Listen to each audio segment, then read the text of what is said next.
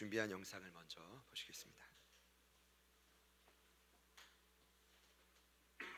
오늘 서머나교회를 향한 칭찬이 무엇입니까? 실상은 내가 부유하다. 말도 안 되는 말입니다. 가난한데 아마 그 당시 수많은 교회들 중에서 가장 가난한 교회일 수 있습니다. 그러나 예수님 지금 뭐라고 하십니까?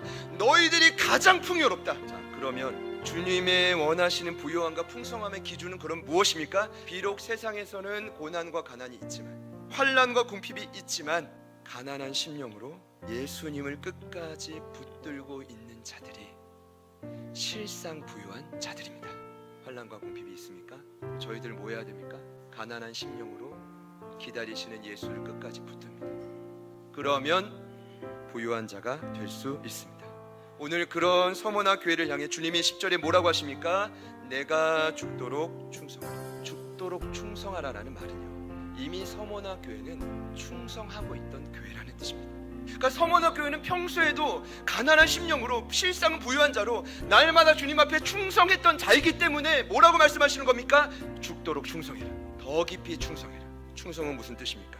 참 신실하다 이런 뜻입니다. 처음과 끝이 동일하다는 것입니다. 이걸 영적으로 우리의 삶에 적용하자면 뭘까요? 시간이 흘러도 수많은 환난과 궁핍이 예기치 못하게 찾아와도 늘 갇힌 자리에 있었다라는 것입니다.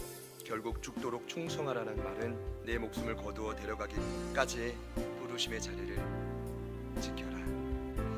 이와 함께 10절의 말씀을 보니까 장차 있을 고난도 예언하시죠. 이렇게 말씀하시죠. 마귀가 공동체의 몇 사람을 감옥에 가두고 시험할 때 너희 모두가 함께 10일 동안 환난을 받을 것이다. 참 감사합니다. 공동체의 몇 사람이 갇혔는데 모두 함께 시험을 감당한다는 뭐예요? 그만큼 그들은 한 마음 한 뜻이었다는 거예요. 한시적인 고난이 너희들에게 강력히 찾아올 때 너희들은 한 마음 한 뜻으로 이 고난을 이겨낼 것이다. 그러니 죽도록 부르심의 자리를 지켜라. 끝까지 충성하는 그들에게는 생명의 관이 약속되어 있습니다. 생명의 관을 준다라는 말은 환난과 궁핍을 주님이 뚫고 찾아오셔서 너 곁에 내가 있다라는 걸 말씀해 준다는 것이죠. 그러면 그 힘으로 충성할 힘이 생기는 것입니다. 도대체 부르심의 자리를 지킨다는 것은 무엇이냐? 지금 저희가 해야 될 일이 있습니다. 그것은 다름 아닌 예배입니다. 이 삶의 예배가 부르심의 자리에서 회복되면 이게 충성이에요. 놀라운 역사가 일어날 것입니다. 여러분, 제자들 교회는 이 환난과 궁핍의 시간을 통하여서 더욱더 빛나는 교회로 거듭나게 될 것입니다. 그리고 이 메시지를 듣는 모든 자들이 살아나고 힘을 얻고 용기를 얻고 두려움에서 벗어나서 사명자로 다시 한번 세워지게 될 것입니다. 지금 서로에게 부르심의 자리는 어디입니까? 그럼 거기서 우리가 해야 될 일은 무엇입니까? 무엇을 하든 하나님을 예배하는 마음이 있다면 합력해서 선을 이룰 수 있지 않겠습니까? 황제가 주인이 아니라, 세상의 주인이 아니라, 돈이 주인이 아니라 예수가 주인이라면 가능한 일 아닙니까? 그런 마음으로 죽도록 충성하는 저희들이 되기를 소망합니다. 함께 암송하시겠습니다.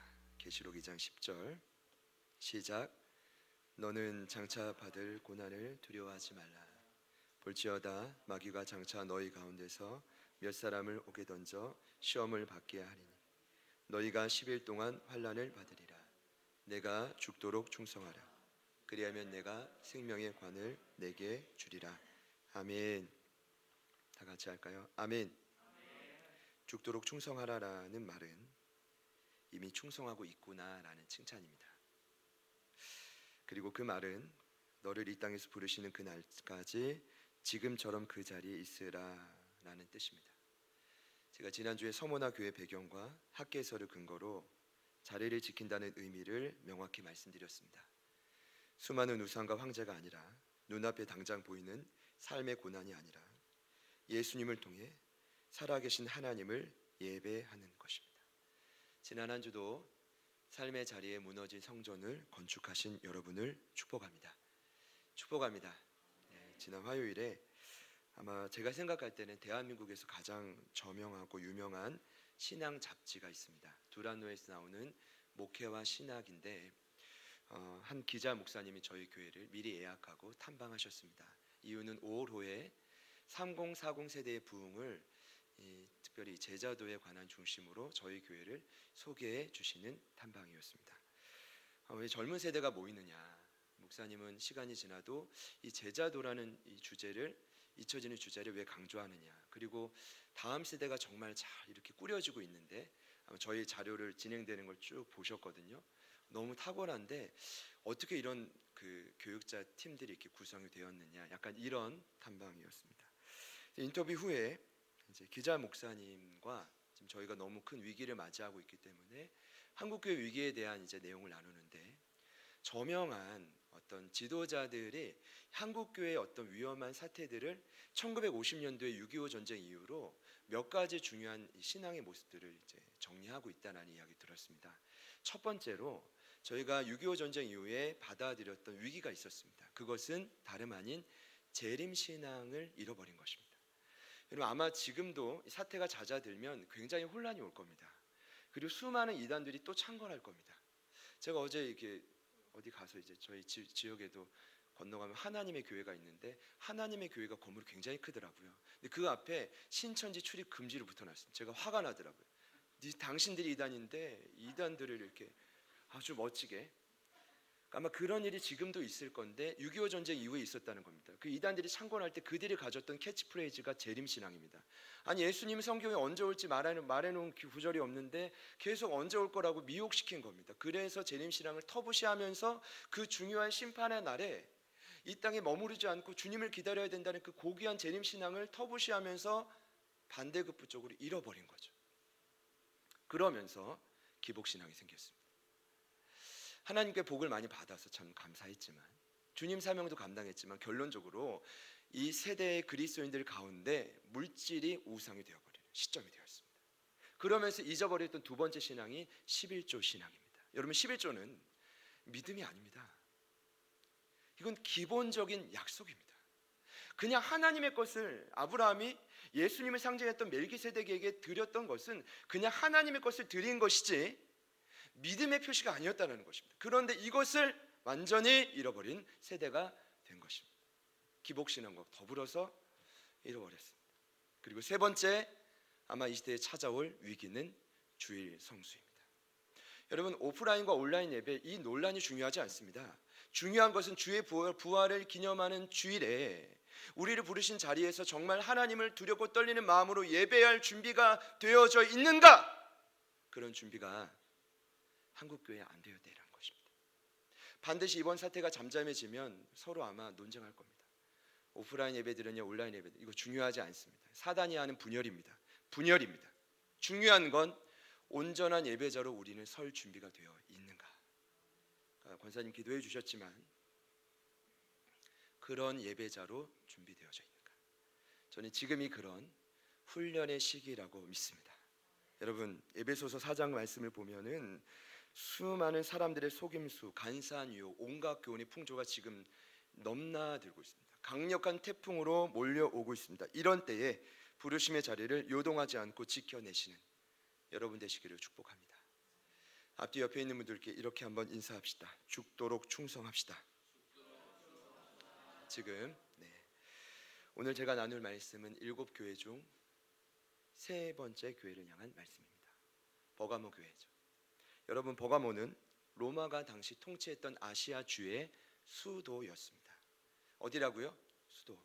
여러분, 수도를 정할 때는 이유가 있습니다. 왜 7교회 중에, 7도시 중에, 많은 도시 중에 버가모냐? 제가 찾아본 이유는 그렇습니다. 첫 번째, 굉장한 고지대입니다. 당시 고대 사회는 전투 사회입니다. 유리한 고지를 점령해야 난공불락의 요새라 수도가 될 수 있습니다. 그런 위치에 점령한 곳이 버가모였습니다. 현재 터키의 베르가마라고 하는데 그 지역이 아직도 그 높은 곳에 있습니다. 두 번째는 로마의 유명한 황제들의 신전이 있었습니다. 누구부터 있었냐면 아우구스투스, 전설적인 인물이죠. 그 이후에 트라야누스, 그리고 칼리굴라. 이 대표적인 세 명의 황제의 신전이 어디에 있었냐면 그 높은 곳에 위치해 있었습니다. 그래서 당시 황제 숭배 사상의 중심지다. 세 번째, 제우스 신전을 비롯한 그리스 신화를 대표하는 이 대표적인 신전이 무려 4개나 있었습니다. 무려 몇 개라고요? 4개입니다. 그러니까 이제 그 높은 곳에 신전들이 있으니까 그 도시의 백성들은 그것만 보는 거예요. 뭘 따라합니까? 이교도들의 음행과 아주 험악한 이런 자위하는 그 죄의 모습들을 따라하고 보고 따라하기 시작한 것입니다. 그리고 그리스 신화 중에 어떤 신전이 있었냐 하면 유명한 신 중에 하나죠. 의술의 신인 아스클레피우스. 이 모양이 뱀이 어떤 모양이냐면 지팡이를 휘감은 형상이라고 합니다. 뱀이 지팡이를 휘감은 형상을 그 높은 곳에 딱 올려놨으니 뱀이 사단 아니지만 저희들이 아는 것처럼 뱀은 사단의 통로가 되지 않았습니까? 그런 역할을 하던 곳이 어디라고요? 버가모였습니다. 그리고 거기에 더해져서 당시 세계 최대의 도서관이 알렉산드리아 도서관입니다. 그런데 버가모에는 두 번째로 큰 도서관이 있었습니다. 무려 도서가 2만여 권에 다다랐습니다. 오늘날 같은 여러분 이런 책이 종이가 아니라 두루마리입니다. 그러니까 2만여 권이면 어마어마한 부피를 자랑하는 곳이 그 높은 언덕에 세웠다라는 건 요즘에 나중에 기록을 보니까 알렉산드리아 도서관의 장을 또 데리고 왔대요. 그런 어느 정도인지 아시겠죠? 세상의 문화를 꽃피웠던 최고의 중심지가 버가모인데 이거는 우상천지고 더 나아가 지적 교만이 충만했던 곳이 버가모라고 보시면 돼요. 한마디로 세상의 극치를 대표하는 곳이 어디라고요? 버가모. 요즘에 터키의 베르가마. 어디라고요? 버가모. 오늘 예수님은 13절에 이렇게 말씀하십니다. 그래서 특별히 이렇게 말씀하신 것 같습니다. 내가 어디에 사는지 내가 안다. 같이 한번 따라해 볼까요? 네가 어디 사는지 안다. 특별히 말씀하신 거죠. 그리고 그것을 뭐라고 말씀하시냐면 사탄의 권좌다. 여기서 말하는 권좌는 예전에 말하면 왕좌라는 건데 여러분 7교회 중에 유일하게 사단의 권좌가 있다라고 하는 곳은 버가모밖에 없습니다. 그러니까 사단이 왕 노릇하고 뚜아리를 틀고 있는 곳이 어디라고요? 버가모입니다. 그러니까 얼마나 그 세력이 강력했겠습니까? 얼마나 그 공격이 심했겠습니까? 그곳을 향한 편지가 바로 오늘 이 말씀입니다. 아마 내가 안다라고 했을 때 꽤 많은 위로와 인정의 말씀이었을 것이라고 좀 생각을 해봅니다. 오늘 말씀을 보니까 감사한 것은 그런 버가모에 교회가 생겨났다는 것입니다. 더 감사한 건 그런 버가모 교회에 순교자가 나왔다라는 것입니다. 그 순교자의 이름은 안디바입니다. 같이 한번 따라합시다. 안디바. 제가 이번에 자료를 많이 찾아봤는데 성경에 여기밖에 이름이 안 나오고 그에 관한 소식이 없어요. 그래서 제가 원문을 보니까 그의 원뜻이 안티파스입니다. 이름을 제가 보니 참 잘 봤다고 생각되는데 안티파스는 예측했던 대로 두 단어의 합성어입니다. 안티는 반대한다. 파스는 모든 것이란 헬라어입니다. 한마디로 그의 이름의 뜻은 나는 모든 것을 반대한다. 부모가 그렇게 이름을 지어준 것입니다. 그래서 그가 버가모에 이사를 왔는지 선교사로 파송을 받았는지 알 수는 없지만 제가 확신하는 건 그는 그의 이름처럼 살았다는 것입니다. 세상에서 하나님의 믿음을 반대하는 모든 세상의 기류를 죽기까지 반대하며 그는 산 것입니다. 언제까지요? 순교할 때까지. 할렐루야. 할렐루야. 멋진 이름처럼 살기를 소망합니다. 제가 말씀을 보니까 자료를 보는데 이런 내용을 찾았어요. 버가모 교회 순교자 중에 역사적으로 이 안디바의 이름은 기록되어 있지 않대요. 그러니까 아마 전출된 인물일 것이다. 근데 중요한 건 여러분, 그가 뭐 전출됐든 이사 왔든 파송됐든 상관없이 중요한 건 오늘 예수님이 그를 아신다라는 것입니다. 예수님의 그의 이름을 정확한 때에 호명하고 있다는 사실입니다. 저는 이것이 너무나 은혜가 되었습니다. 주님, 제 이름도 이 위기의 순간 주님이 찾는 한 사람이 되기를 소망합니다. 정확하게. 남유정, 예를 들어서 박애원, 지금 공부하느라고 근데 뭐 새벽에 또 찬양도 틀고 얼마나 열심히 하는지 모릅니다. 불쌍하고 그렇습니다. 근데 중요한 건 주님이 우리 이름을 기억해 주시는 겁니다. 여러분이 그렇게 기억되시기를 소망합니다. 그 말씀을 보니까 참 이곳의 서모나 교회 성도들처럼 충성된 일꾼이 한 사람이 있었다라는 것입니다. 그 교회가 당한 핍박을 얼마나 극심했는지는 저는 알 수 없습니다. 자답게도 알 수 없습니다. 사단의 위가 있던 그곳이 얼마나 두려웠는지는 알 수 없지만 그곳에 예수님의 마음을 너무나 시원케 해드렸던 한 사람이 있었고, 그 안디바 때문에 버가모 교회가 꽤나 유명해졌다라는 것입니다. 저희 교회가 그런 교회 되기를 소망합니다. 당하동에 사단의 권자가 있는 이곳에, 무당의 권자가 있는 이곳에 안디바와 같은 여러분들 되시기를 축복합니다. 네, 놀라운 건 제가 참 이해가 안 된 건 이 교회를 향한 책망입니다. 순교자가 나왔는데 몇 가지 책망할 일이 있다고 합니다. 그 책망할 일은 발람의 교훈과 니골라 당의 교훈을 따랐다라는 것입니다. 우선은 여러분 이렇게 아시면 좋겠습니다. 아무리 순교자를 배출한 전통적인 교회라 할지라도 얼마든지 믿음의 틈이 생기면 넘어질 수 있습니다. 또 하나, 도시를 점령한 사단의 공격은 한순간에 쉴 틈 없이 교회의 약점을 공격한다라는 것입니다. 여러분, 그래서 7교회 칭찬받은 교회도 있지만 책망이 있습니다. 그럼 책망받는 교회는 못됐나? 아니요. 오늘날 동일하게 저희들에게도 그런 틈이 생겨날 수 있다는 것입니다. 아무리 어제 죽도록 충성해도 오늘 좌절하고 넘어지고 분열되는 것이 인간입니다. 제가 말씀을 묵상하다가 약간 이 버가모 교회가 에베소 교회와 대비된다라는 느낌을 받았습니다. 예를 들어서 첫 번째 말씀했던 에베소 교회는 무엇이 장점이었습니까? 바르고 철저한 성경적 가르침과 교리. 무엇이 단점이었습니까? 사랑이 눈꽃만도 없다는 것입니다.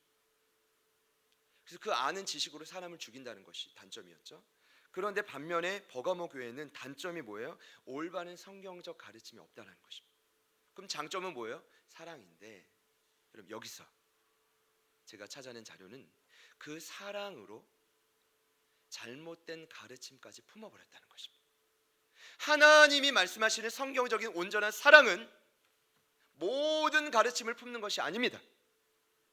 잘못된 거짓된 교리는 반드시 구별하여 드러내는 것이 사랑의 원칙입니다. 그런데 버가모 교회는 강력한 세상 앞에 타협하고 거기서 틈을 준 것입니다.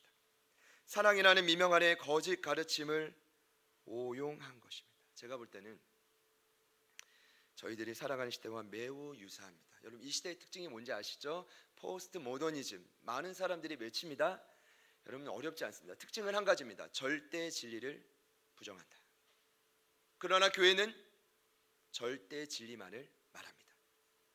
정답은 예수님밖에 없습니다. 믿으시기를 축복합니다. 믿으시는 분들만 아멘 하십시오. 여러분 여기서도 동일합니다. 다른 가르침은 없습니다. 오직 하나의 가르침을 계시록에 섬겨진 교회를 향해 지속적으로 말하고 있는데 타협한 것입니다. 틈을 준 것입니다. 그러니까 저희들도 얼마든지 삶의 자리에서 세상의 두려움 앞에서 틈을 줄 수 있다는 것을 인정하고 오늘 말씀을 보시면 더 잘 이해가 되실 겁니다. 그 틈이 무엇이냐? 첫 번째, 발람의 교훈. 여러분 발람은 저는 이렇게 소개하겠습니다. 성경에 나오는 제1호 거짓 선지자입니다. 그가 어디서 나오냐 하면 민수기 22장입니다. 이스라엘 백성들이 40년 광야의 훈련을 거의 마칠 즈음에 여리고 성 앞에 있는 모압 평지에 머무릅니다. 그때 모압 땅의 왕이 벌벌 떱니다. 소문을 들은 거죠. 이스라엘 백성들이 가는 곳마다 물리치더라. 이방 민족들이 죽더라. 그렇죠? 그래서 두려운 나머지 누구를 매수하냐 하면 돈으로 모압의 발락 왕이 유명한 선지자 발람을 매수합니다. 여러분 이게 헷갈립니다. 발락 왕이 발람 선지자를. 제가 처음에 이거 외울 때 어떻게 외웠냐면 그래도 이제 선지자는 이름이 좀 부드럽다 이렇게 외웠어요. 여러분 뭐 도움이 될지 모르겠지만 왕은 좀 이렇게 좀 락하니까 도움이 될지 모르겠습니다. 하여튼 뭐 발락이 발람을 매수했는데 이 발람도 선지자이거든요. 처음엔 넘어가지 않습니다. 돈이 무서워요. 어느덧 돈을 받고 높은 곳에 올라가 이스라엘 저주합니다. 왜냐면 영적인 싸움이라는 거 알거든요. 근데 웬걸 제사를 드리고 저주를 하는데 저주가 아니라 축복이 나갑니다. 무려 3번이나. 하나님은 강력하신 거예요. 하나님 이길 자가 없는 거예요. 여기 발람이 거기서 좌절하면 좋겠는데 발람의 묘수가 교훈이 여기서 나옵니다. 발락에게 돈을 받았기 때문에 뭘 가르쳐 주느냐? 한 가지를 가르쳐 줘요. 모압의 시딤이라는 지역이 있는데 시딤의 여인들이 굉장히 아름답다. 미인계를 통해 애굽의 남자들을 유혹해라라고 가르칩니다. 그들이 행음하면서 하나님을 제사할 때 그 모습을 지켜보면 고스란히 영향을 받게 될 것이다. 여러분, 사단은 저와 여러분의 연약함을 너무나 잘 압니다. 그것이 관계입니다. 여러분, 애굽에 떠났던 이스라엘 백성들의 가장 약점은 무엇이었을까요? 두 가지만 말씀드리면 제가 볼 때는 애굽의 음식, 그것은 곧 돈입니다.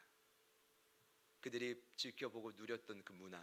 두 번째, 애굽의 음란함, 한마디로 돈과 성입니다.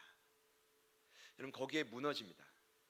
하나님이 화가 나셔서 연병을 돌게 합니다. 전염병. 요즘과 같은 24,000명이 죽습니다. 몇 명이라고요? 24,000. 그때 안디바 같은 한 인물이 나오죠. 아론 제사장의 손자 엘리아살의 아들 비느하스가 큰 창을 가지고 행음하고 있는 남성과 이스라엘 남자와 여인의 배를 창으로 뚫어버릴 때 연병이 그쳐집니다. 살아납니다. 이걸 할렐루야를 해야 될지. 중요한 건 제가 볼 때 오늘날도 마찬가지입니다. 여러분, 늘 토속신앙, 우상을 숭배하는 이단들은 언제나 돈과 성적인 타락으로 밀접한 연관을 갖고 있습니다. 여러분, 몸이 타락한다는 건 이미 영혼이 타락했다는 것입니다. 영혼이 타락하지 않고 건강하면 몸이 타락하지 않습니다. 여러분, 왜 성경은 끊임없이 술, 담배를 멀리하라고 합니까? 멀리하라고 합니까? 왜 자꾸만 음란한 것을 멀리하라고 합니까? 영을 지키기 위해서. 이 시대는 너무나 타락한 세대입니다. 그러니 우리는 날마다 지켜내야만 합니다. 발람의 교훈이 어느새 우리 제자들 교회 안에도 틈탈 수 있다. 얼마든지. 여러분, 지향합니다. 그 틈을 예수 이름으로 막아내시기를 축복합니다. 두 번째 교훈은 니골라 당의 교훈입니다. 니골라 당이 이제 그 에베소 교회 이야기 한번 나오죠. 니골라. 어떤 사람이냐면 영지주의를 대표하는 사람입니다. 영지주의가 초대교회 당시에 대표적인 이단 아닙니까? 그들의 사상이 중요합니다. 이원론적인 사상인데 한마디로 굉장히 극단적입니다. 뭐가 극단적이냐? 구원받은 영은 깨끗하고 썩어질 몸뚱아리는 더럽다는 것입니다. 그건 주 예수의 피로 은혜로 구원받았으니 이 몸은 그냥 마음대로 살아도 나는 천국 간다 이겁니다. 오늘날 무슨 이단과 비슷하죠? 네. 여러분, 이 말이 맞습니까? 정말 예수의 피값으로 은혜를 구원받은 사람이라면 삶이 변화되는 것이 맞습니다. 맞죠? 니골라 당은 그것을 엎었습니다.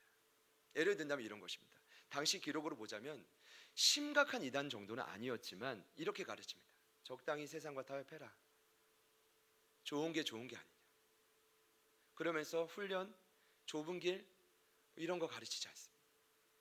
그냥 이 땅에서 구원받았으니 적당히 타협하면서 살았으면 좋겠다. 그것이 니골라 당의 가르침이었습니다. 여러분, 이와 같은 가르침이 아주 조용히 남몰래 제자들 교회라고 할 뻔했는데 버가모 교회 안에 스며들어간 것입니다. 여러분, 저는 그렇게 생각합니다.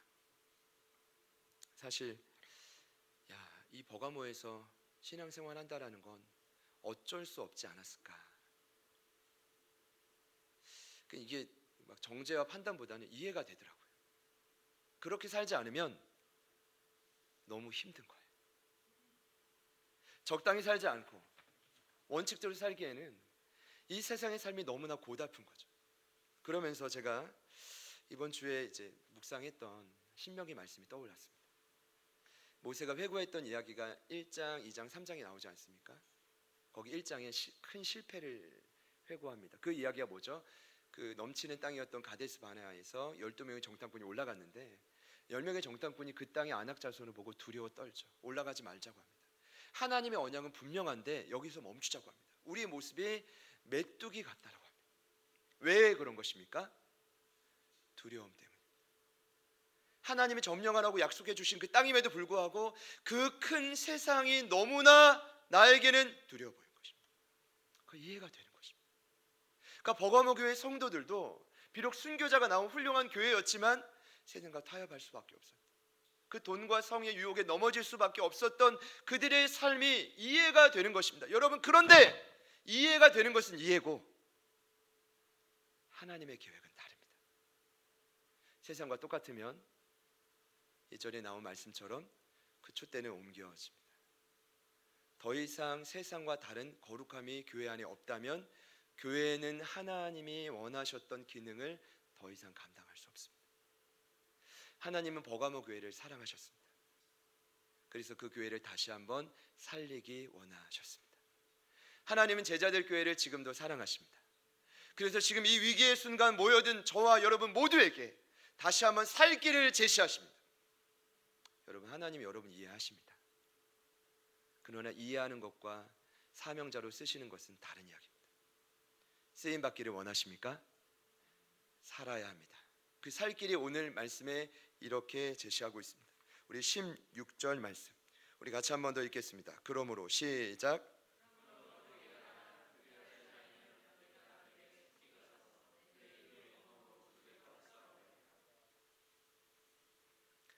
여러분, 예상하듯이 살 길은 회개하는 것입니다.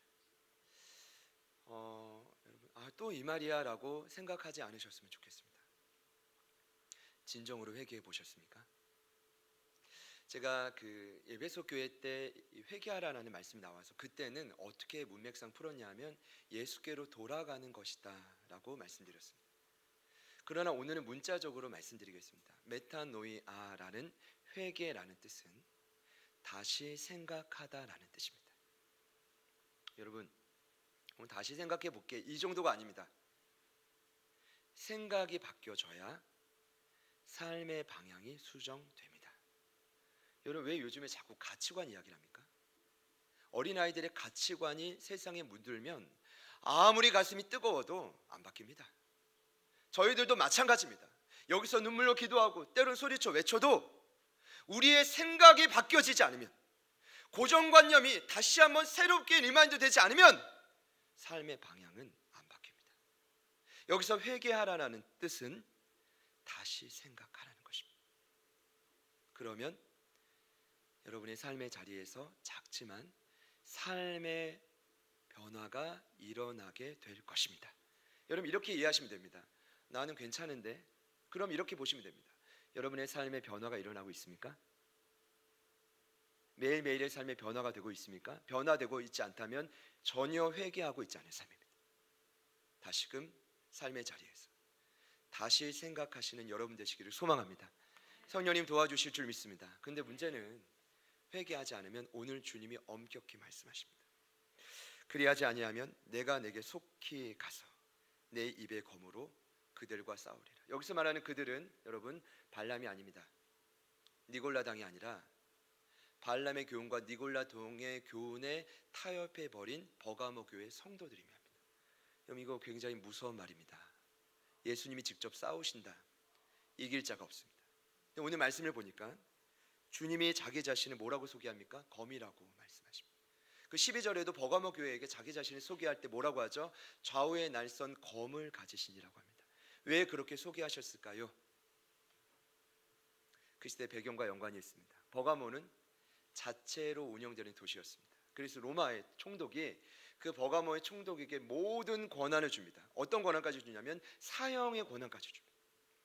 그래서 버가모의 총독을 당시 사람들이, 백성들이 뭐라고 불렀냐면 검의 법이라고 불렀습니다. 검의 법, 검의 권세라고 불렀습니다. 거기서 말하는 검은 무엇입니까? 심판자라는 뜻입니다. 승리자라는 뜻입니다. 근데 주님이 뭐라고 하십니까? 내가 검이야. 내가 좌우에 날선 검이야. 이 말은 무엇입니까? 아무리 너희들이 바라보는 그 버가모의 총독이 세상에서 강력해 보일지 몰라도 예수인 내가 그 세상보다 더 강하다라는 것입니다. 여러분은 어떤 누구를 선택하시겠습니까? 더 강력한 분이 누구십니까? 버가모의 총독입니까? 날선 검을 가지신 예수이십니까? 이 시간 믿음으로 선포합니다. 예수님이 세상 그 어느 누구보다 강력하십니다. 어떤 돈과 명예와 음란함보다 예수님이 더 강력하십니다. 그러니까 주님이 이렇게 말씀하시는 겁니다. 회개해. 그렇지 않으면 적당히 여전히 살고 타협하고 그렇게 살면 내 검으로 너를 심판할 거야. 강력한 공의 예수님, 무시무시한 예수님, 매우 엄중한 예수님, 어떻게든 심판해서 죽이려는 예수님. 제가 이 말씀 준비하다가 처음에는 그렇게 이해했습니다. 되게 무섭다. 야, 역시 첫 번째, 두 번째와 갈수록 더 강해진다. 여러분 어떻게 생각하십니까? 메시지가? 그런데 여러분 17절 말씀을 보면 예수님의 말씀은 더 이상 무서운 말씀이 아닙니다. 회개해. 안 그러면 죽여버릴 거야. 이게 아니에요. 회개해. 그러면 놀라운 선물이 있을 거야. 이게 결론입니다. 17절에 성령을 통해 교회에게 주시는 그 따뜻한 음성을 보시면 회개한 자에게 어떠한 선물이 있는지를 보게 되는데, 여러분 저는 회개하겠습니다. 그리고 이 선물을 선택하겠습니다. 여러분은 어떻게 하시겠습니까? 아무리 말씀을 듣고 지식이 있어도 회개하고 바른 선택을 하지 않으면 오늘 17절에 있는 선물은 주어지지 않습니다. 부디 선택을 바르게 하시기를 축복합니다. 우리 마지막으로 17절 말씀을 같이 읽겠습니다. 시작.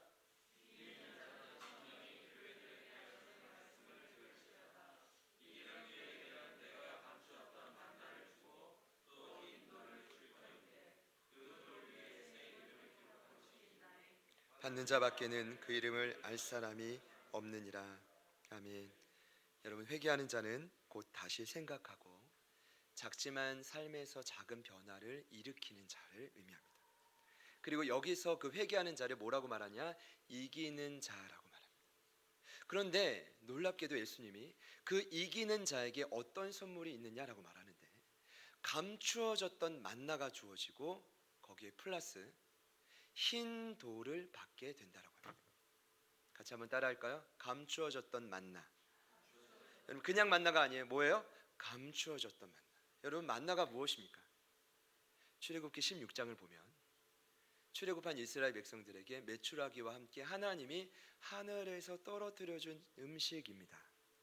성경에 가시와 같이 다, 식물의 일종인데 가시와 같이 고 꿀 섞은 과자와 같다라고 하는데 이제 먹어보지 못했기 때문에 하여튼 그런 종류의 음식이었는데, 여러분 그 만나를 처음 보고 이스라엘 백성들이 뭐라고 했는지 아십니까? 이것이 무엇이냐라고 합니다. 히브리어로 후만입니다.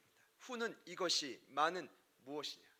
그래서 만나의 뜻은 뭐예요? 이것이 무엇이냐. 그럼 여러분 보세요. 만나가 하늘에서 떨어졌습니다. 이게 뭐야? 이거겠습니까? 아니면 우와 이게 뭐야? 이거겠습니까? 전자겠습니까? 후자겠습니까? 아니 이게 뭐야 이겁니까? 우와 이게 뭐야? 후자죠. 하늘에서 갑작스러운 선물이 떨어졌습니다. 그 선물에 대한 반응이 이것이 무엇이냐? 만나였습니다. 고로 만나는 곧 갑작스럽게 떨어진 은혜입니다. 여러분 놀라운 건 요한복음 6장의 오병이어 표적 이후에 예수님이 먹고 먹어도 줄이지 않는 음식인 자기 자신을 이렇게 소개합니다. 야 너희들 알지? 유대인들 알지? 모세 시대 하나님이 하늘에서 떨어진 음식 알지? 그 만나가 바로 나야. 내가 하늘에서 내려왔는데 놀라운 건 나를 먹으면, 생명의 떡인 나를 먹으면 너희들은 영원히 줄이지 않게 될 거예요. 그럼 여러분 만나는 곧 누구를 의미합니까? 예수 그리스도입니다. 생명의 떡이신 예수 그리스도입니다. 근데 놀라운 건 감추어졌던 만나입니다. 여러분 감사한 건 아직 저와 여러분의 삶의 여정에는 감추어진 만나가 있다는 것입니다. 여러분 절대로 내가 신앙의 모든 걸 다 알았다라고 생각하면 회개 못합니다. 오늘 돌아가셔서 삶의 자리에서 성령님 앞에 곰곰이 기도하며 다시 생각하며 다시 타협했던 모습들, 그 틈을 막아내면 감추어졌던 놀라운 예수님의 은혜를 경험하게 될 것입니다. 그것입니다. 더 깊은 만나를 경험하는 것입니다. 그것이 버가모 같은 이 세상 속에 우리가 살 힘입니다. 왜냐? 문맥적으로 보면 만나가 끝이 아닙니다. 감춰졌던 만나를 취하면 흰 돌이 주어집니다. 여러분, 당시의 자료를 보니까 흰 돌은 세 부류의 사람에게 주어집니다. 첫 번째, 경기에서 승리한 사람. 두 번째는 법정에서 무죄 판결을 받은 사람입니다. 제가 볼 때는 첫 번째, 두 번째 다 흰 돌이 적용이 돼요. 왜냐하면 감추어졌던 만나를 경험하려면 뭐 해야 돼요? 회개가 기본이죠. 그러니까 네가 승리했다, 이겼다, 또는 네 과거에 어떤 좌절하고 넘어지고 음란했던 모습도 내가 다 청산했다, 이런 의미입니다. 그러나 두 가지의 경우보다는 세 번째 흰돌이 주어진 경우가 문맥상으로 맞습니다. 왜냐? 그 당시에 흰돌을 주어질 때 세 번째 경우는 어떤 경우냐 하면 축제나 연회장에 초대할 때 초대장으로서 흰돌을 줍니다. 그 흰돌에는 어떤 이름이 기록되어 있냐면 초대를 받고 있는 그 사람의 이름이 기록되어 있습니다. 예를 들어 제가 청국잔치에 초대됐다, 흰돌을 딱 받아요. 그럼 흰돌에 무슨 이름이 기록되어 있어요? 김경환, 이것입니다. 여러분 이해가 되시죠? 그럼 오늘 말씀의 의미를 아시겠죠? 그러면 이 흰돌을 통해 새 이름이 기록되어 있다는 것은 어떤 의미입니까? 이런 의미일 겁니다. 예수님, 감추어졌던 만나이신 예수님을 더 깊이 경험하면 무너진 그 광야와 같은 삶의 자리에서 하나님의 통치를 다시 회복하게 될 것입니다. 그것이 이 땅에서 누리는 천국 잔치입니다. 근데 놀라운 건 새 이름입니다. 여러분, 성경에서 말하는 이름은 항상 그 사람의 인생을 판가름 짚는 중요한 역할을 합니다. 예를 들어서 안티바 한번 또 써보아야죠. 이름처럼 살았습니다. 모든 것을 반대하고 죽었습니다. 자, 예를 들어서 김경한, 이름처럼 살았습니다. 경사경자의 글 한자입니다. 저는 이렇게 해석합니다. 이 글을 말씀으로 해석해서 말씀을 선포함으로 이 한국 교회 안에 경사를 일으키는 사람, 김경한, 할렐루야. 싫으신 건 아니시죠? 이름처럼 살면 됩니다. 이름처럼. 누굴 좀 하고 싶은데 기억나는 분이 없어요. 중요한 건 성경에 나온 이름은 그 사람의 인생을 의미합니다. 그런데 여기 나온 건 새 이름입니다. 이 말은 곧 감추어졌던 만나를 경험하면 그에게 광야에서 이스라엘 백성들이 새로운 인생을 맛봤던 것처럼 새 인생이 약속되어 있다는 것입니다. 예를 들어서 이런 것이죠. 아브라함이 99세 때 할례를 받고 새 이름을 받습니다. 원래는 아브라함의 이름의 뜻은 높은 아버지인데 새로운 이름은 아브라함은 열국의 아버지입니다. 사례는요, 나의 공주란 뜻인데 새 이름을 받죠. 열국의 어머니 사라. 여러분, 사울이요, 큰 자였죠. 자신 있는 자였죠. 다메섹에서 감추어졌던 만난 예수를 만날 때 바울인 작은 자, 겸손한 자로 이름이 바뀌고 그의 새로운 인생이 시작되게 됩니다. 여러분에게도 새로운 인생이 펼쳐지기를 축복합니다. 그렇다면 오늘 문맥적으로 봤을 때 감추어졌던 만나 이후에 이어지는 새로운 이름, 새로운 인생은 어떤 삶입니까? 예를 든다면 이런 것입니다. 만나 이후에 연결짓자면 이런 삶입니다. 만나와 매출하기가 끝이 아닙니다. 여러분의 삶에도 구름 기둥과 불 기둥이 역사할 것입니다. 그리고 여러분의 삶에도 안 될 것 같지만 보십시오. 40년 동안 의복이 헤어지지 않고 발이 부르트지 않는 역사가 일어나게 될 것입니다. 보시죠. 어떻게 되나. 더 나아가서 그 사막에서, 사막과 같은 인생에서 끝없이 강을 내시고 끝없이 길을 만드시는 하나님의 표적을 경험하게 될 것입니다.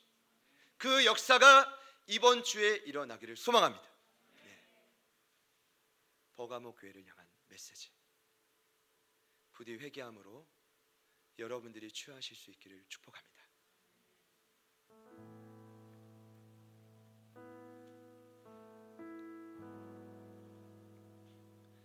많은 분들이 회개가 너무나 공공연한 기독교의 메시지라고 생각하는데, 제가 판단할 때는 많이 외쳐지는 건 맞는데 진정한 회개는 일어나지 않습니다.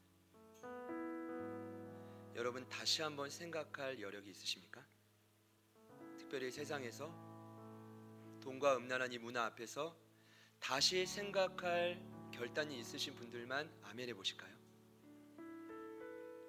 회개는 곧 감추어진 만나 은혜를 경험하는 지름길입니다. 그리고 회개는 곧 더 나아가 이 광야와 같은 세상에서 흰 돌을 부여받은 자처럼 새로운 이름, 새로운 인생을 사는 지름길입니다. 그러니 제자들 교회는 날마다 다시 생각해야만 합니다. 여러분, 오늘 예수님은 분명히 말씀하십니다. 받는 자밖에 이걸 모를 것이다. 여러분, 받는 자는 제가 확신하건대 날마다 그 은혜를 경험하게 될 것입니다.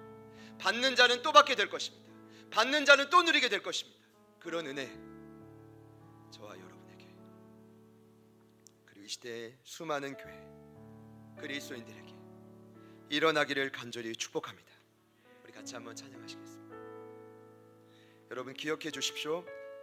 버가모 교회를 향한 예수님의 메시지는 심판과 정죄의 메시지가 아닙니다. 버가모 교회를 향한 예수님의 메시지는 실로 기대와 소망이 넘치는 메시지입니다. 지난 한 주간 삶의 여러 광야에서 무너진 분들이 계십니다. 오늘 이 말씀을 믿음으로 취하시기를 소망합니다.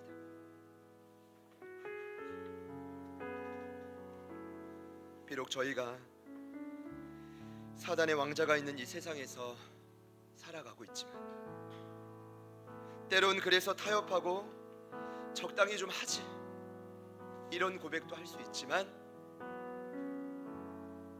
회개함으로 감추어진 만나를 경험하기를 소망합니다.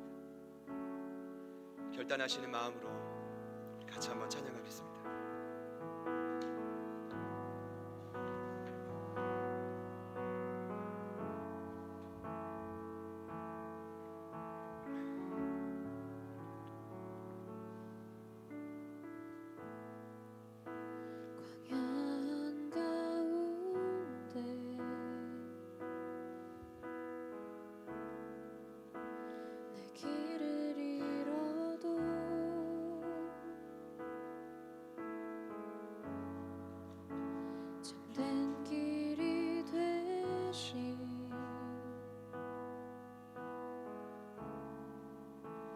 주를 기다려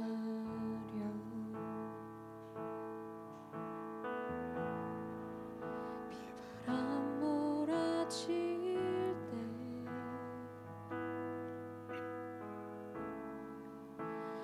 내 믿음은 들려도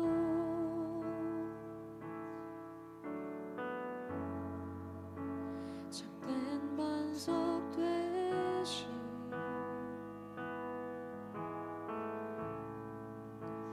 주를 기다려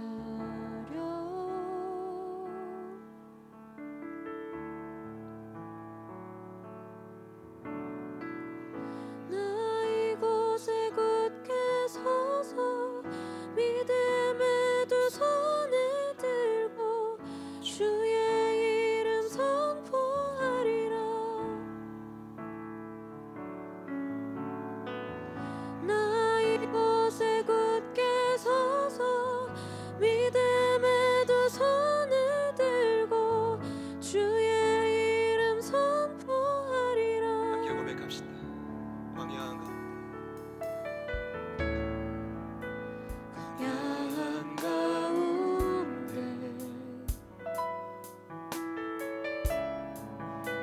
난 길을 잃어도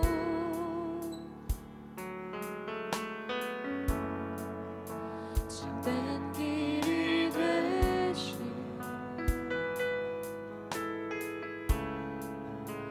나 주를 기다려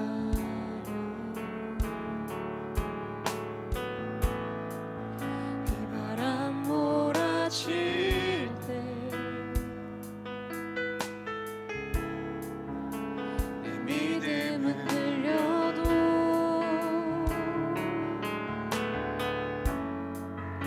참된 반석 되시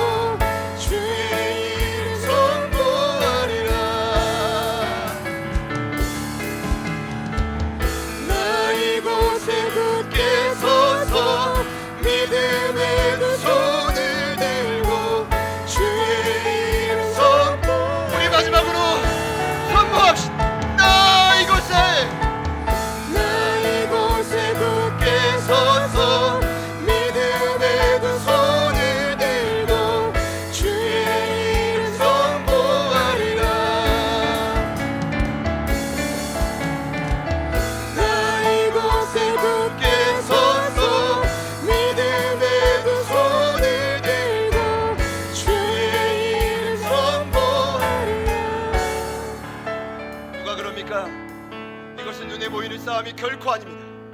사단의 왕자가 뚜아리 뜨고 이 땅에 하나님의 전략인 교회들은 무너지는 이 시대 가운데 우리가 해야 될 일이 있습니다. 발람의 교훈과 니골라당의 교훈에 적당히 타협했던 그 삶을 끌어내고 회개하고 다시 한번 삶의 자리에서 변화를 일으키는 것입니다. 그런 자들에게 분명히 성경은 예수님은 약속하고 계십니다. 감추어졌던 만나요, 그 후에 일어나는 광야의 놀라운 표적들을 우리의 삶에 끊임없이 이루어 주실 것입니다. 회개하기 원하시는 분들이 있다면 두 손을 가슴에 모으시고, 새 일의 역사를 기대하시는 분들이 있다면 두 손을 가슴에 원하시고, 이 시간 기도하실 때 하나님, 새 인생, 새 이름, 새 역사, 흰돌에 갇혀진 그 역사가 오늘 나의 삶에 이루어지게 하여 주십시오. 믿음으로 선포하오니 나에게 역사하여 주십시오. 그 사막의 강과 길을 내어 주십시오. 무너졌던 삶의 자리에서 우리를 일으켜 주십시오. 우리 다 같이 주님 이름 부르시고 기도합니다. 주여, 주님, 주님. 하나님 고백에 기도합니다. 하나님의 시간 우리가 함께 하여 주시옵소서. 하나님 모든 무너졌던 영적인 자리에서 다시 한번 회개하게 하소서. 다시 한번 생각하게 하소서. 다시 한번 틈을 주지 않게 하소서. 다시 한번 깨어서 하나님의 틈을 메우고 하나님 아버지 앞에 깨어서 반응하시고 소전님 도와주십시오. 아무리 사단의 왕자가 있어도 권과 음란에 무너지지 않게 하시고, 아무리 사단의 왕자가 있어도 적당히 닮아지 않게 하여 주십시오. 하나님 아버지 도와주셔서 하나님 우리의 무너진 신앙이 다시 한번 일어나게 하소서. 다시 한번 일어나게 하소서. 다시 한번 세워지게 하소서. 주님 오실 때 합당한 모습으로 세워지기를 소망합니다. 하나님께 대하며 간구하며 나아가 하나님 아버지 도와주시옵소서. 아버지 하나님, 아버지 하나님, 아버지 하나님 도와주시옵소서. 하나님 광야의 역사가 우리 가운데 일어나기를 소망합니다. 무너졌던 모든 삶이 일어나기를 기대합니다. 하나님 아버지 도와주십시오. 기도합니다. 간구합니다. 하나님 역사하여 주십시오. 가정 하나님 가정 왕들에게 주님 도와주십시오. 주님이라 하여 주십시오. 하나님 변화되지 못한 우리의 성령의 능력 왕래를 불어주셔서 하나님의 열간 능력 앞에 믿음으로 반응하게 하시고 주님 도와주십시오. 주님 도와주십시오. 주님 도와주십시오. 주님 도와주십시오. 하나님 무너졌던 삶, 때는 죄지, 때는 재정 어려움, 때는 관계 어려움, 생각하지 못했던 수많은 관계로 하나님 무너졌던 모든 삶의 터전에서 사랑하는 가족들을 일으켜주시고 사랑하는 가족들을 세워주시고 사랑하는 가족들을 다시 한번 보게 하여 주시고 하나님 말씀하시는 그 앞에 하나님 앞에 믿음으로 전진하는 우리 모두가 되도록 도와주시고 주님 역사 아버지 도와주십시오. 아버지를 하여 주십시오. 하나님 우리에게 말씀하시고 하나님 말씀 그대로 하나님 감춰졌던 만나와 더 나아가 그 인터넷 이름의 역사가 우리 가운데 일어나게 하소서. 우리 가운데 일어나게 하소서. 우리 가운데 일어나게 하소서. 우리 가운데 일어나게 하소서. 아무리 돌아보는 시니까 하나님 다른 방법이 없어. 하나님은 영적이 우리가 이곳에서 다른 방법이 없기 때문에 가능한 다시 생각하는 삶의 자리에 변화를 일으킵니다. 하나님 도와주시고 하나님 역사하여 주시옵소서. 아버지 하나님 도와주시고 아버지 하나님 도와주시고 생각나게 하시고 성령님 다시 한번 생각나게 하시고 성령님 다시 한번 생각나게 하시고 하나님의 일로 역사를 하나님 보게 되는 우리 모두가 되게 하여 주십시오. 주님 믿습니다. 주님 믿습니다. 아버지 하나님 도와주시고 아버지 하나님 도와주시고 아버지 하나님 도와주시고 주님이라서 성령님 도와주시고 아버지 도와주시고 주님이라 아버지 하나님 도와주시고 아버지 하나님 도와주시고 아버지 하나님 도와주시고 성령님 도와주시고 성령님 문을 열어주시고 아버지 도와주시고 아버지 하나님 도와주시고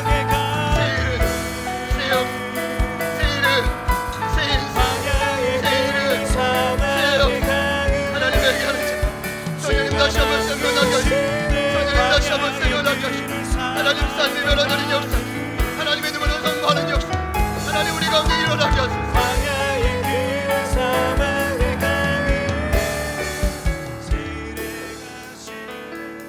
나 이곳에 굳게 서서 믿음의 두 손을 들고 주의 이름 선포하리라. 나 이곳에 굳게 서서 믿음의 두 손을 들고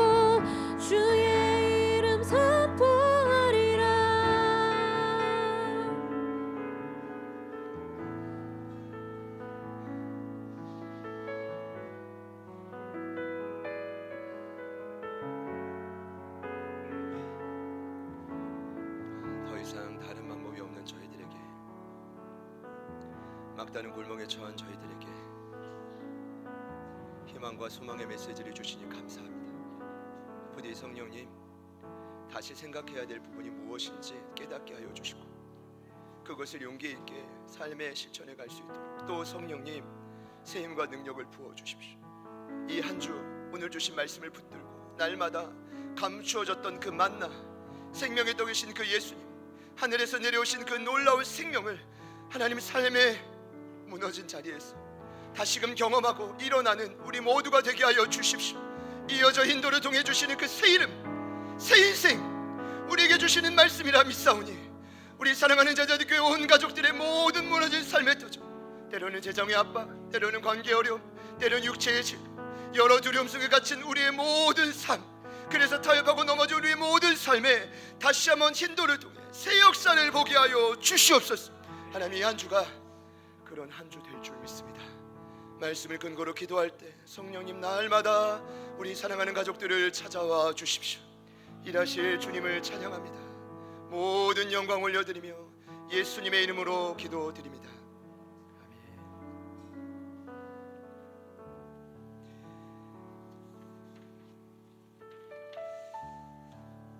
앞뒤 옆에 있는 분들께 우리 한번 인사합시다. 이기는 자가 됩시다.